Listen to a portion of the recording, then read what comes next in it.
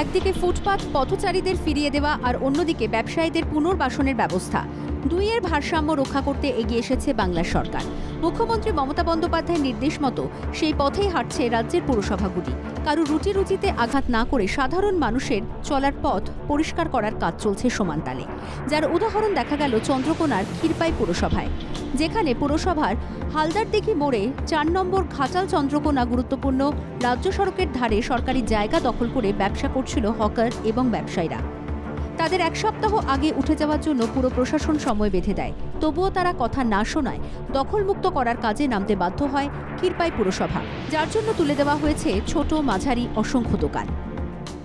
বলছি এখনো ভেঙে সরি না, বলছি এক সপ্তাহ আগে নোটিশ দিয়েছি, এখনো সরাউনি কেন? দোকানে দেখতেই পাচ্ছেন সব খোলাখুলি চলছে। আমার তো ছোটো দোকানটা একটা গোডাউন ব্যাপার, ওরা বলছে আজকের মতো খুলে দাও, নাহলে কালকে দেখে গিয়ে সব উঠবে। হালদারদিঘি মোড়ে রাজ্য সড়কের ধারে থাকা ছোট মাঝারি একাধিক দোকান তুলে দেওয়া হয়। পুরসভার এক্সিকিউটিভ অফিসার সুপ্রিয় বসুর উপস্থিতিতে চলে সরকারি জায়গা দখলমুক্তের কাজ। এক সপ্তাহের সময়সীমার মধ্যে এখনও সরকারি জায়গা বা ফুটপাত দখল করে রয়েছে এমন হকার থেকে ব্যবসায়ীদের আজকের মধ্যে সরকারি জায়গা দখলমুক্ত করার নির্দেশ দেয় পুর কর্তৃপক্ষ।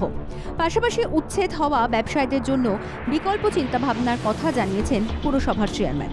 মুখ্যমন্ত্রীর কথা মতো পুনর্বাসনের জন্য ইতিমধ্যেই সার্ভের কাজ শেষ করে তার রিপোর্টও জমা দেওয়া হচ্ছে বলে জানিয়েছেন তিনি।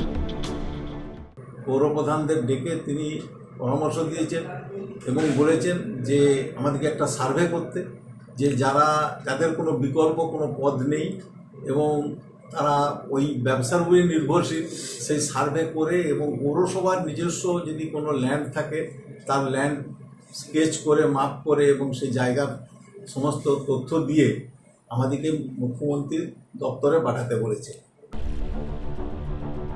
তাই মানবিক পথে সরকারি জায়গা পুনরুদ্ধার করার এই প্রক্রিয়ায় সব মহলই সহযোগিতার হাত বাড়িয়ে দিচ্ছে। বাংলার রোজগারে মানুষের রুটি-রুজি বজায় রেখে তাদের অন্য জায়গায় ব্যবসা করার যে সুযোগ সৃষ্টি করা হচ্ছে তা সব মহলের কাছেই প্রশংসা আদায় করে নিচ্ছে।